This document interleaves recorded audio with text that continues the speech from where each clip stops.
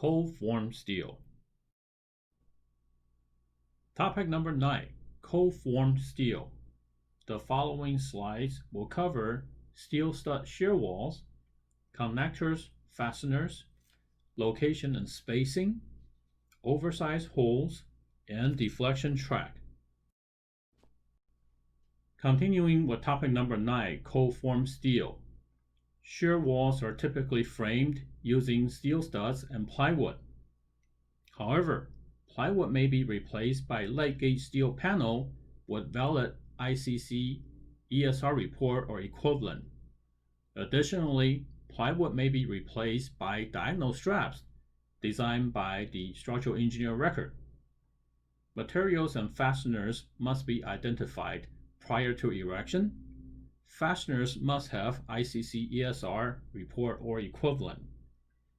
Welder connections must be inspected using the proper WPS.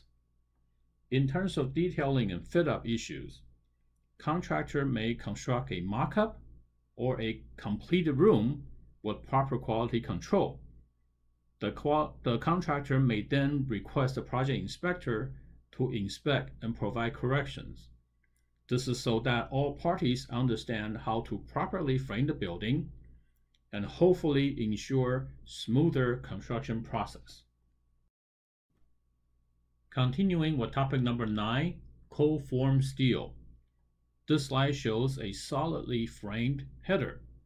It also shows slip tracks at the top of walls. The slip tracks are only effective if screws and studs are correctly located to allow vertical movement. However, slip tracks must not be installed at bearing wall locations.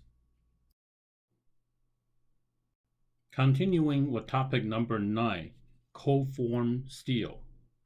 This is a bearing wall where the header does not appear to be of sufficient strength.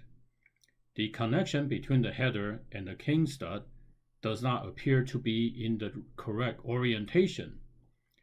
Request your SEOR to review this connection.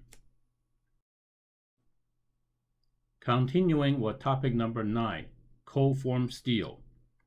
Similar to our previous discussion regarding unusual condition for structural steel framing, we need to ask questions regarding unusual conditions for cold-formed steel framing as well. The typical studs are doubled because the wall is rather high at 25 feet. By counting the stud base, the tributary of the king is about 3 times that of the typical stud. Why, then, a single king can be used at this location? Even if heavier gauge is used at this location, a single stud will not likely to work. Please alert the structural engineer record and ask the SEOR to review this condition.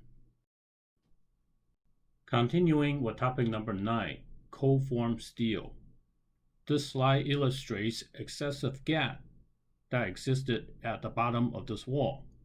The gap may not be an issue for non-bearing walls, but is critical for bearing walls.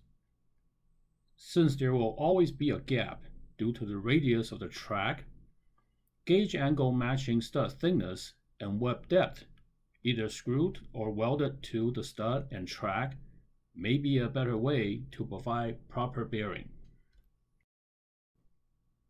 Continuing with topic number 9, cold-formed steel. This slide shows what could happen when subcontractor is allowed to carry a blowtorch to the job site.